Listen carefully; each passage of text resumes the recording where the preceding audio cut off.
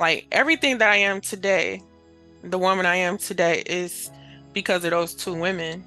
I mean, they taught me how to be responsible. They taught me how to, you know, put your kids first. Um, those are all things that was taught from them. Welcome back to the You Need a Counselor podcast. This is a show presented by Heart and Solutions Counseling Agency. We release new episodes every Sunday at 5 p.m. Central and encourage you to batch up that laundry, put away the dishes, plan for the week ahead, or do any other task that might seem daunting while you give our show a listen. You might just be encouraged to call your therapist, connect with this week's guest, or seek out those services you've been considering for a while but haven't made the commitment to yet. If you are in the state of Iowa and are in need of mental or behavioral health counseling, give us a call at 1-800-531-4236. Enjoy the show. Hello, and welcome back to You Need a Counselor podcast. My name is Dr. Julie Johnson. I'm the president and founder here at Heart and Solutions, Mental Health Counseling and Behavioral Health Counseling in Iowa. And I'm Chrissa Hunt. I am the Vice President at Heart and Solutions in charge of our BHIS department, which stands for Behavioral Health Intervention Services. And this is our podcast, You Need a Counselor. So we are a podcast designed for people curious about counseling, but have barriers keeping them from experiencing the benefits of counseling. Our mission is to share stories about counseling, good, bad, and indifferent, and spread the message that everyone can benefit from mental health and behavioral health counseling services. So today is episode 130, and it's fitting that it's 130 because we've got a 3-time returning guest here with us today. First time we've ever had somebody return 3 times. We are very, very excited to have her here again with us today. So we've got Tanesha Gatson here with us from Manchester, Iowa, originally from Chicago. Tanesha is a member of our Heart and Solutions board. She is also a administrative specialist working in healthcare. She's done that for the last 15 years. She also has a lot of personal experience as the mother of 3 boys, the grandmother of 4 grandchildren. She has got lots and lots of experience with helping people with health concerns, but particularly with mental health and behavioral health concerns. You guys have heard her previously on our show talking about the experiences as a mother dealing with psychiatric care. We've heard her on the show talking about EAP programs and 504 programs and the work that she does spreading that information to other parents who are trying to figure out how to get these resources for their children. So welcome, Tanesha. Thank you so much for being here. Thank you guys for letting me come back a third time. I really enjoyed both the other times as well.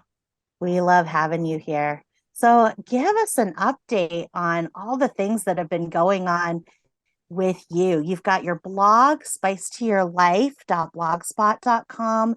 You've got your Instagram feed and your Facebook feed where you share tips for other parents who are trying to support their children with their mental health or their behavioral health struggles. What's been going on with your different?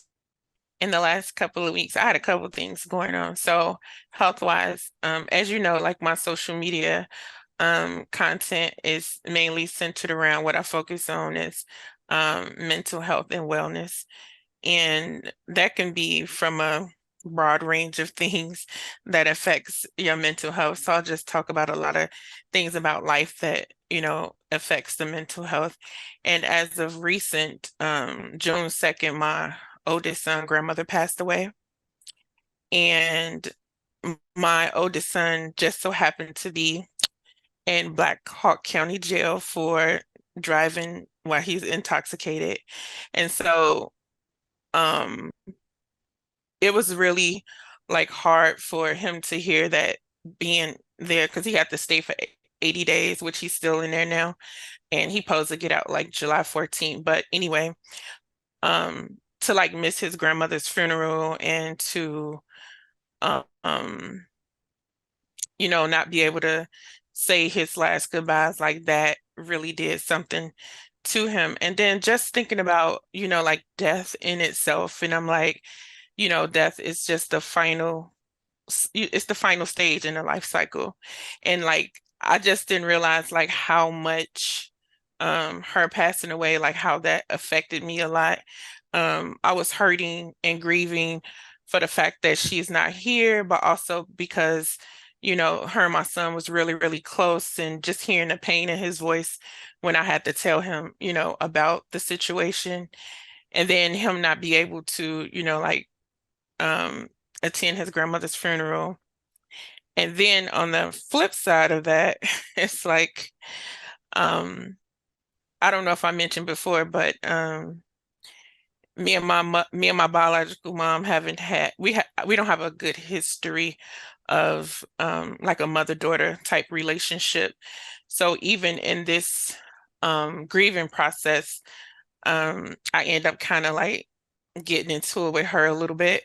And one thing about me is like, even though I have, issues with my mom from childhood, it's like I do not agree with like disrespecting your parent, because I have kids and I don't want my children to, disrespect me. So if it's things that she's saying that's like hurtful or like hidden below the belt, I'm at an age now, I'll just tell her like, I don't have to deal with it. At this point in your life, you can pick and choose whether they're family members or not, like who to have in your life. If they bring in a lot of pain, grief, or stress to your life, you can choose to disassociate yourself from that, and that's kind of like where I'm at in my life when it comes to, I don't care if it's family, friends, but if you're not adding any value to my life, or if you're just negative all the time, it's like I have no tolerance for that whatsoever.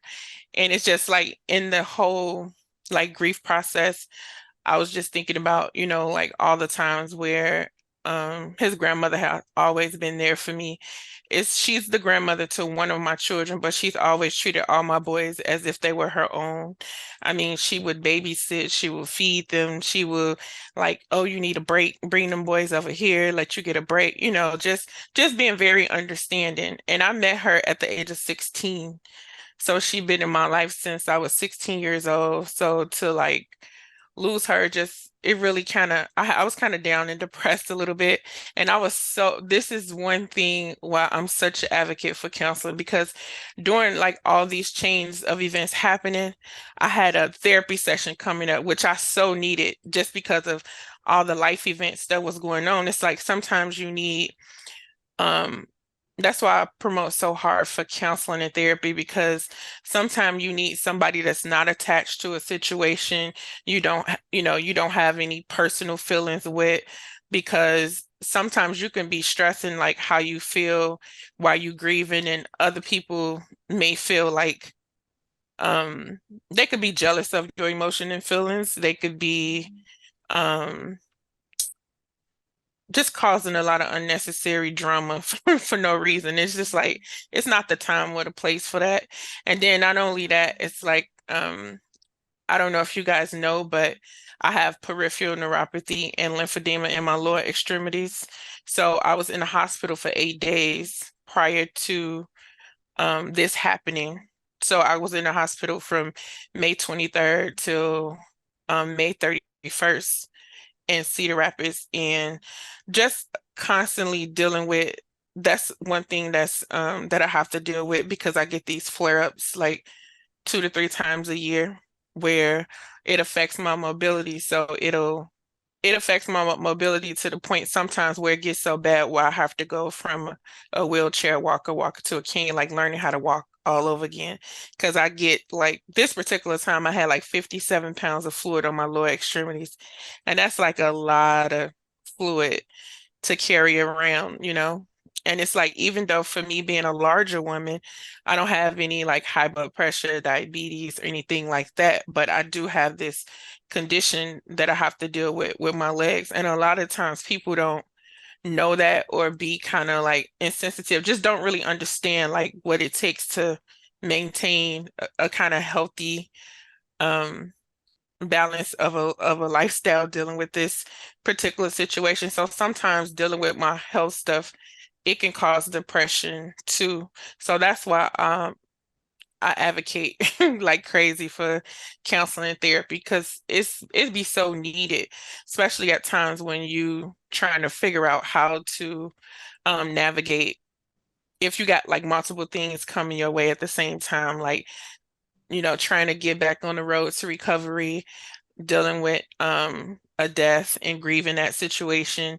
And it just brought up a lot of um just made me think a lot about life, like things that I put on hold or things that um even with myself, I might put myself on the back burner for either my grandkids or doing something for one of my sons. And it's like, no more of that. Life is short. You only have one life to live, and you have to, instead of me like procrastinating with a lot of things and putting other people before myself, it's like I vow not to do that. So to really just kind of stay focused and put myself on a schedule is what I kind of been doing, like a constant sleep schedule. Because when I'm stressed a lot, I have real bad anxiety where I don't sleep.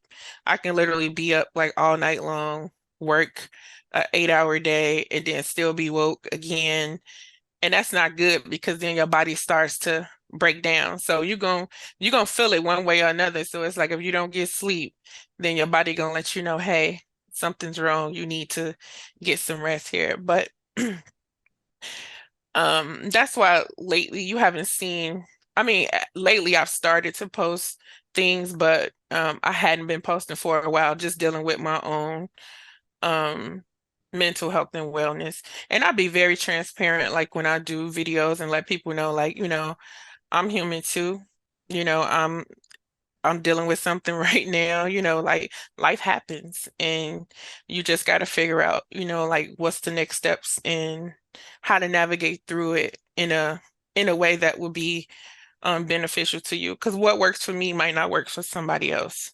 For me, I write a lot. If I'm feeling down, I'll watch like comedy because, laughing induce those positive endorphins in your brain. So I'll try to watch a lot of stand up. I might listen to music, dance around in my house, like just kind of find something to get yourself like out of the funk too.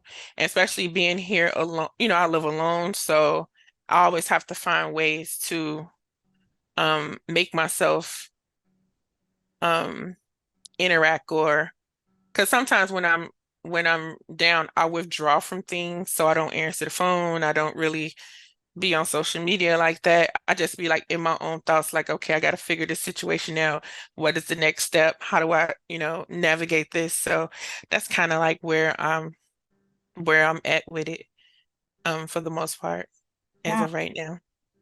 Yeah, you have had a lot go on lately. So first, the grief. I know you kind of just mentioned some coping skills that you do, like sleeping and listening to music and dancing and things like that. What are some ways that you've been able to help your son with grieving as well while he's in jail right now? He's really been like not wanting to talk really. So he just really been like sending me messages, and I just try to tell him, like this is a reality check for him too, because he had got to a point where he was in a car accident in 2019 where he flipped his truck, um flipped the truck 9 times and he went through the windshield. So he almost like lost the eye, lost his lip, could have lost his life. And it's like ever since then, I would thought he would be more um productive, but it felt like he has this sense of like, I be telling him, you're not a cat, you don't have 9 lives. Like you can't be playing Russian roulette. So the like heavy drinking he started doing. And even when I've literally one day like cried to him, like, why are you doing this? Like, you have two beautiful sons who, need your love and attention. Like I said, the only time a person drink like this, you're not happy. You're not happy. You cannot tell me you happy with yourself or happy with, your life because you trying to numb something. And as a man, I always tell my boys, like, I don't know how it feels to be a man because I'm not a man. Raising them as a single mom, I tell them I can teach you to be, responsible, respectful and a productive member of society, but I can't tell you what a man go through because I'm not a man. I don't try to pretend like I know, you know. So I count on them to kind of let me know like what they're going through. And I always have an open door policy for them to like talk to me about I'm talking about anything. And which they do. They sometimes I feel like they share too much. I'd be like TMI, I don't need to know all that. But I get it, me being an only parent, and sometimes they want, just to let it out or get advice from me. Because I always tell them, like, I'm not going to tell you anything wrong. I'm always going to give my honest opinion. And whether you choose to take it or not, that's solely up to you. But, if you ask, I'm going to tell you. Yeah, I mean, just the fact that you're recognizing that your son was grieving in a place where he couldn't do the traditional grieving things. He Hmm. couldn't come to a wake, he couldn't come to a funeral, he couldn't say goodbye. And when we have that complicated grief, it can feel even more isolating to us because if other people don't understand that we've had complicated grief and Hmm. treat it like it's regular grief. And if there is regular grief, I feel like it's all complicated, but acknowledging the complication of that grief, you are being that support person to be able to just acknowledging it to him and and acknowledging it in yourself to know that no, he is experiencing grief and it's complicated by all of these other factors, and then letting him lead what he needs to do and wants to do in that supportive relationship is such beautiful support. So even if he's not wanting to talk about his grandmother and he's not wanting to talk about how he's feeling, if he's sending you text updates about the food, or if he's sending you text Yeah. updates about what's Like, going on in his life, like that's so great. he will send messages about it, but what I was hoping for him, and like I told him, and what I've been, praying for during my prayer time is that, you take this time to reflect on some of your actions and your ways, because, this is just 80 days. What if behind the wheel, you hurt, you kill someone, you know what I'm saying? Like this could take years of your life. And while you behind a wall, life still go on. People die, people get married, people get hurt. Like things happen that's beyond your control. So this should be very reflective for you to understand like this is not where you want to be and to change some of your behaviors, because I was explaining to my mother, like when he first got locked up, she was like, "Oh, I'm gonna, try to bond him out." I said, "No, don't do that." Like I don't wish jail on anyone, but it's like sometimes you need a wake-up call. Like sometimes you need to sit down to think about the error of your ways and how you moving, because how you moving could be detrimental to you. It's like talking is not helping you. You're not listening to nobody. So what it's gonna take for you to, get it together, so to speak. You know what I'm saying? And it's like I love them, but I also have tough love too. I'm not a sucker for just because you my child. Like I'm brutally honest. I want you to succeed in life. So I can't pacify you. I mean, he just turned 29. He spent his 29th birthday in Blackout County, so it's like at some point you got to learn, like you're almost 30, like wake up here. Like what are you doing? So that's kind of like where I'm at with him. Like you got to change, like I told him, you have to change some of your ways and realize what's important to you. But Yeah, at the and you end of the day, it's like I can't, they are adults. I can't make you do anything. Like I tell them, I can't make them do anything, but I can give you advice and suggest, you know, what you should be trying to do. yeah. And you mentioned that you have your own therapist, and so you were Mhm. able to use that as well as a resource for yourself when you were going through all that grief also. So what was that counseling session like, letting her know all of that stuff that had been going on as well? Um, it was emotional for me because I was just really had been reflecting. And then by me just getting out of the hospital, I wasn't able to go to her funeral. Her funeral was just on the 16th, this last Friday just passed. And I wasn't able to go to Chicago for the funeral just because I was just getting out of the hospital. And then I didn't want to put myself in a situation where by the time I come back, I'm back in the hospital. So I was like, I had to think, logically about, what was the best move. Like, should I go? Should I not go? It's like I wanted to go, but it's like, okay, you got to think here, like how is this gonna play out? So I just decided, not to go. I just sent his uncle a message and just let him know, like I send my condolences. I love everybody, but I'm just getting out of the hospital and recovering and that I won't be able to make it. And they understood. I mean, they know that I've been dealing with some health issues, so they're aware of it. But I just, wanted to let them know, ahead of time that I wasn't gonna make it. Even that situation is so fitting with this theme that you've been having lately of looking at death in the face and reflecting on what that means for the way that we're living. And the fact that you are saying, okay, I'm reflecting on this, so I'm committing to myself. I'm going to take care of my own health. I'm going to take care Hmm. of my own needs.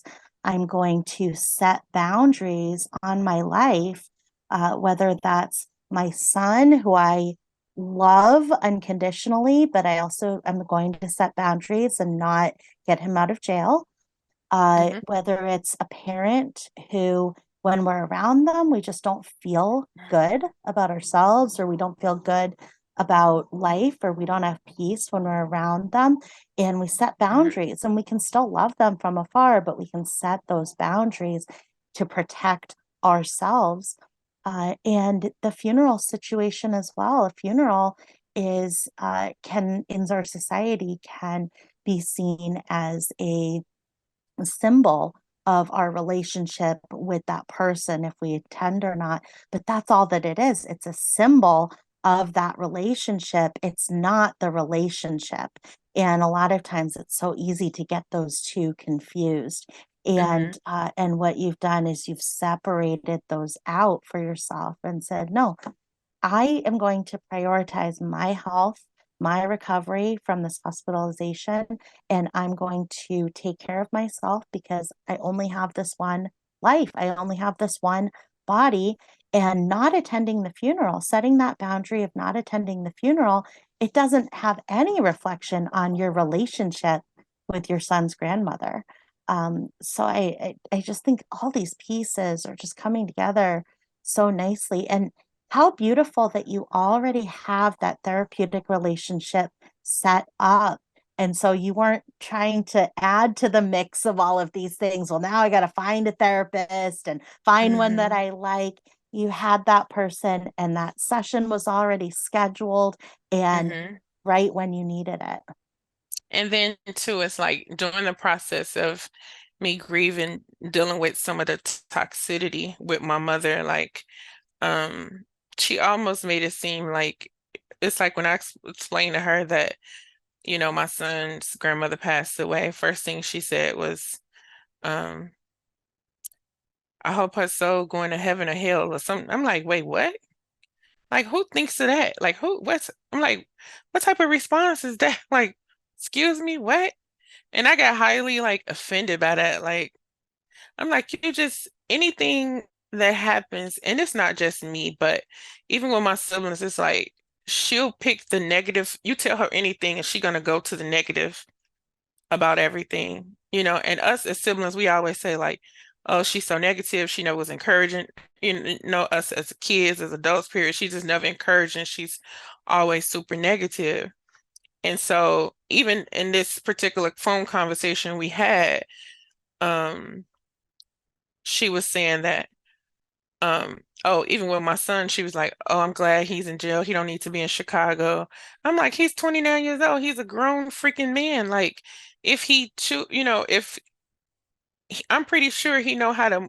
maneuver in Chicago. And when he don't go down there to like hang out. He knows like it's bad. It's a lot of killing and all of that. He's not going down there for that. He would have been going to grieve his grandmother. Like, you know, just that statement alone, like that made me angry. And then the fact she started like turning on herself like um yeah, when I die, you gonna regret it or something. I was like, why would I do that? Like, what do I have to regret? I mean, like for me with her, now I don't wish death on nobody, but the way my relationship is with my mother, I've been years with her without her in my life or years without talking to her. I remember it was times where I was in high school when I was living with my godmother who between her and my grandmother raised me during my high school years, where my mother would walk past me and didn't even speak to me. So it's like I've that part of me, like wanting love and acceptance from you, it's like that died at 35 years old. After the age of 35, I was like, I'm not doing this no more. Like, you can't make somebody feel something they don't feel, or you can't make somebody be something to you that they don't see or give you what you feel you need um as a parent. Now, when I became a parent, a lot of the things that were said to me or done to me by my mother, I wouldn't dare say to my kids. And so she proceeded to say, "Oh, I guess you're the perfect mother, perfect friend, perfect daughter, just perfect." I was like, who in the H said that? Like, I never said that. I don't act like that. I don't carry myself like that. I'm like, where's this coming from? I said, so it must tell me that you feel some type of way or have some type of ill will because everybody know I don't talk like that. I don't carry myself like that. I'm never, by no means have I ever said I was perfect. Nobody's perfect. Have I been a perfect mom? Absolutely not. I was a teen mom. I learned as I went, but I did the best that I knew how to do, you know?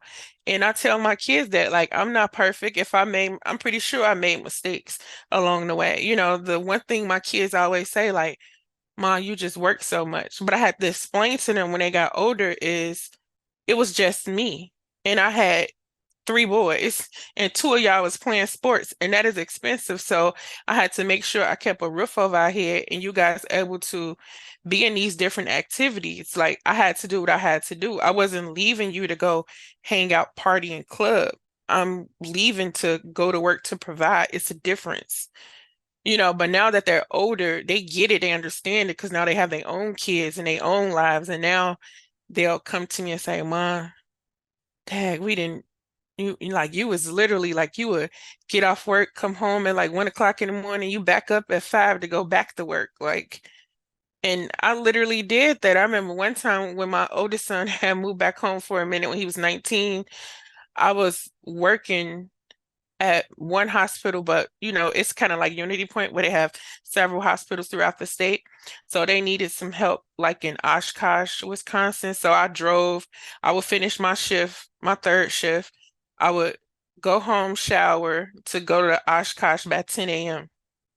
And one time I was leaving there, I had worked a double, went there, came home, showered, went there. I'm driving back home, which is an hour drive. I fell asleep behind the wheel. And the only thing woke me up was like the ridges on the road where your car go make that sound. And I'm like, oh crap. And then I went home and just started like going off on my oldest son, like, y'all gonna have to pay rent. Y'all gonna have to find y'all place, get out of here. Like, I'm not gonna kill myself trying to take care of somebody that's grown and y'all getting FedEx packages in here and because I allowed him to come stay with me, him and his girlfriend to save up. They had 6 months. 6 months turned into a whole like year and a half and nobody's saving money. They ordering clothes, like all these designer belts, Gucci this and Louis Vuitton. I said, oh no. And I'm more paying all these bills in this house. I'm like, mm-mm. So I said, y'all got 30 days. And I mean it. You got literally 30 days to find you a place. If you don't, you'll be sleeping in your car. And I meant that. I bet he was out of my house within them 30 days. Because it's like I had to put my foot down. It's like if you allow somebody to take advantage of you. Like I say, I don't care who it is. It can be a family member, a child, like boundaries have to be set. People so used to me saying yes to everything, whether that be friends or family. When I say no, oh, you acting funny. What's wrong with you? You're just not used to hearing no, but get used to it. The word no, it exists. It's in the dictionary. No, you're gonna hear it. Like I'm not, I'm not overextending myself for anything or anybody. Mm-hmm. So you talked about how with your relationship with your own mom, it was negative and you guys didn't have a good relationship. So how do you think you were able to use that to kind of turn it around with your own kids then and have that positive outlook on your own life and do those positive affirmations and with your own mom mothering as well? Because I know how I was treated is not how you're supposed to treat a child because I had my godmother and grandmother in my life to show me like everything that I am today, the woman I am today is because of those two women. I mean, they taught me how to be responsible. They taught me how to, you know, put your kids first. Um, those are all things that was taught from them. And thank God I still have my godmother. Like even when, like some of this stuff was going on, I had to call her and just like vent. And she'll always like she called me Nee. She like, Nia, you know how you and your mother always been. So, but one thing about her, she never ever speak ill about my mother. She never have. She'll always be like, that's your mom. That's still your mom. So I think that's where that not trying to be disrespectful towards her came from because as a child I was angry. I was a suicidal kid. Like I remember having the first time I tried to commit suicide, I was 9 years old. I was in my grandmother's bathroom and I cut my wrist. And this all stems from the relationship with my mom. Like so it's like when I was aware, because you know how sometimes people don't want to take accountability. And that's the thing that I always had with her, like, having accountability. She would always say, like, oh, I'm a woman of God now. So if God forgave me, then you'll have to deal with God. You have to just deal with God if with your heart with me. Huh? I'm like, wait, what? But it's like I try to get my kids to understand, like if you're growing up your siblings in a household, like sometimes I even blame her for me and my sister not having a close relationship when we was growing up because if you're in the same household and one kid is getting treated like a princess and the other kid is getting treated like the bottom of your feet, it's like, what's wrong? I'm like, we got the same mother, same father, don't we? Like, this is what I was told. Like, we have the same mother, father. Like, why am I being treated so negatively? And I remember her telling me, I think I was like 37 or something. And I asked her, like, can you just tell me why you did those things to me or said those things to me? Because she always just tell me, like, I'll never be loved. Nobody will ever love me. I'm fat. I'm ugly. All these things. So, when I asked her that, she said because I was everything she hated about herself. And as a mother and a parent, I'm like, what? I said, so it immediately brought me back to my 9-year-old self. I said, so if I would have succeeded at 9 because of your own self-hatred, like, do you know how selfish that is to put that off on your child? Like, I wouldn't dare.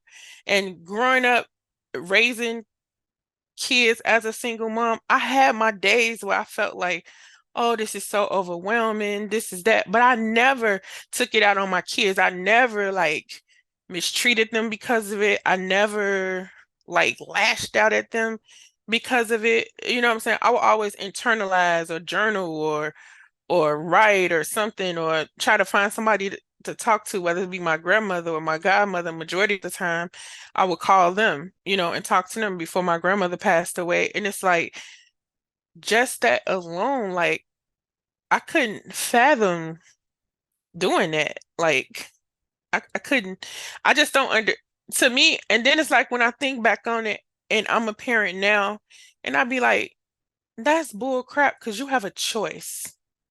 You have a conscious choice. Like, I didn't ask to be here. This is a choice. So you choose, you can pick and choose to do what you want to do or what you don't want to do, and I just still can't, my mind can't comprehend it. But have I forgiven her? Yes, I had to for my own self. I didn't forgive her for her. I forgave her for me because if I didn't, I would be stuck in a place of doubt, um, not valuing my self-worth as a woman. And a lot of it has to do with, it's like you'll be surprised how much your childhood play out into your adult life. Like some things would trigger, like just going through this grief process, like triggered a lot of stuff, especially when she was trying to make it all about her. Like, oh, if I die, you're gonna regret it. And I'm like, wait, what? How's we talking about, how did we get on you? This not even about you. Like, how did you make this a about you situation? It's like, this not an about you situation. This is about Michael's grandmother, not you.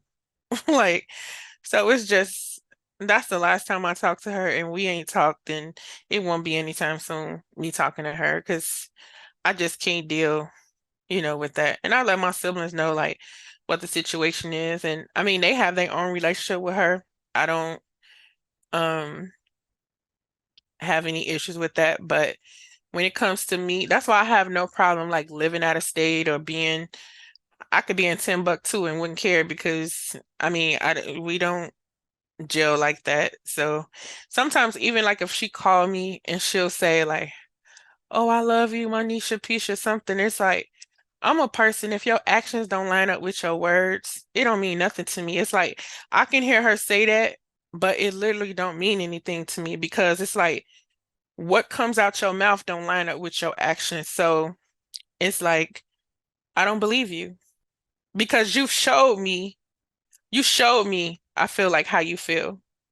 So, and I don't consider that love. I mean, if that's loving somebody, well, what is hating somebody? Because I don't know. So I just choose not to deal with it.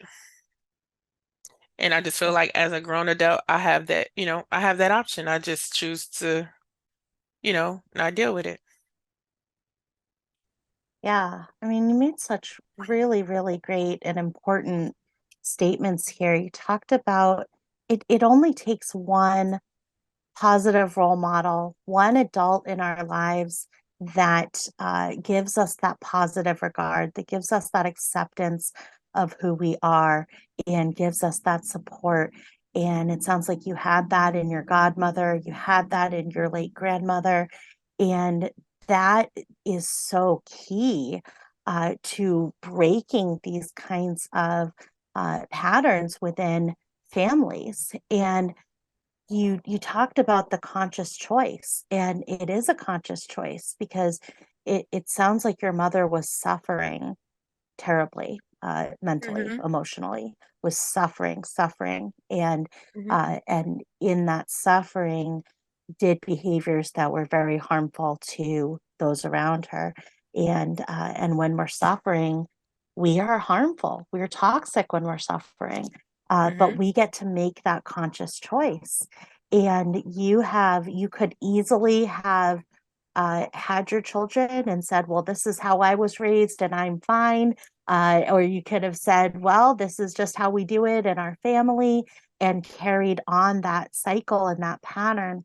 But you made a conscious choice to do the opposite, to flip the switch and close the door on that family toxic pattern and to say, no, it ends with me. And I could very well excuse doing the same thing to my children, but I'm making a change here for them. And it's just beautiful, that conscious choice that you talked about. You were intentional in saying, I am going to take the same kind of suffering that my mother was having suffering. I've got suffering too. I'm going to take that suffering and I'm going to channel it into these healthy relationships with my children. I'm going to channel it into helping other people who are struggling with the same kinds of things, and being able to use that by making that choice is so powerful. So I just want to highlight what you said there, because it's so, so powerful. And the forgiveness piece that you talked about, so powerful. You forgave her for you. You forgave her so that we forgive others. A lot of times we get so stuck in, do they deserve forgiveness? And have they asked for forgiveness? Do they want forgiveness? Does forgiveness mean that I have to have more of a relationship with them? If I forgive them, does it mean I have to spend more time with them? And it absolutely doesn't. It's we forgive for ourselves. We let go of the feelings of resentment that we have towards that person. And in letting go of those feelings of resentment, we are freer from them and we're not bogged down by them. So forgiving her for you is another great example of the self-love that you are creating for yourself, that you are setting boundaries around so that you can protect it in yourself. And I just think it's beautiful. And that's when I began to really, when I like forgave her, I seen like a lot of the toxicity or like the type of relationships um I would have, because whenever I was in a relationship, because of my childhood traumas, I would always like ask my partner like, well, why do you love me? They can be showing me in every way, doing all the things, and but it's just like I can hear her voice in my head saying I'm not worthy and I don't deserve it, and like all these things. And so I remember um when I was dating my first love, he told me, this is when I was like 35. He said, you need, because he know the whole history with me and, my mom and all that stuff. So um he was like, you need to sit down and talk to your mother, because that stuff is spilling over into our relationship. He said, I see some of the patterns, he like, it's, like it's, he said, you got to deal with that. If you don't deal with that, you ain't gonna ever better move forward. He like, you got to deal with that.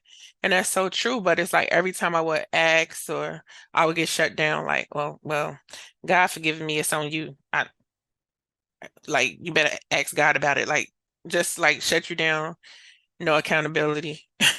So it's just that's why I say forgiveness is not about her at all. It was about me, because whether you want a person ain't gonna never give you what you want or fully acknowledge. But I just always wanted to know like why. What was the why? What was the reason for being treated or hit or just all these different things. So it's like when she told me, I was like flabbergasted, like, wait, what? Like that. It's just knowing what I know now, it's just like I couldn't do it. Like it's not even in me to do it. So it's like I just don't understand that. I look at I look at parenting so different. I guess because of my upbringing and my childhood. When I had my first son, that's why when he turned 18, it was so hard for me to like let go when he was grown and trying to be, an adult. It's like when I had him, even though I was a teen mom, I felt like here is something that I can love unconditionally, and who's going to love me unconditionally, because I didn't have that, you know. I knew my godmother and grandmother loved me, but sometimes I used to feel like they felt sorry for me, like a pity type of situation because of the tumultuous relationship I had with my mom. So, um, sometimes I would think like, oh, it's out of pity, that they, like doing stuff for me, but as far as like unconditional love, I didn't feel that from the adults around me other than my grandfather. And I lost my grandfather in my sophomore year of high school. So it's like when he passed away, it's like I felt like I didn't have nobody. Like I was living with my godmother at the time, but it just the love my granddaddy had for me was different. I was never judged. I could never do even when I like might have did something wrong as a kid, he didn't like scold me or try to like down, like talk down to me or anything like that. So it was just a different type of relationship. And then it's like when I got pregnant with my first son, it's like when I first felt, it's like you love your child. Like when I first felt him kick, I was like, I love this kid. Like I loved him so much and he wasn't even here yet. Like just the idea of unconditional love was like everything to me because I didn't have that. So it's like, that's why some of the choices and the things, it's like when I seen his face and held him for the first time, it's like I couldn't fathom doing any of those things that was done to me to my child. So it's just, I still don't understand it to this day. And at first today I wasn't going to talk about that because I know my family like watches a lot of these videos and stuff that I post, but I'm like, this is my truth. So I'm not trying to, I'm not here to like bash anybody or, I mean, my truth is my truth. So if you feel a way about it, then I don't know what to tell you.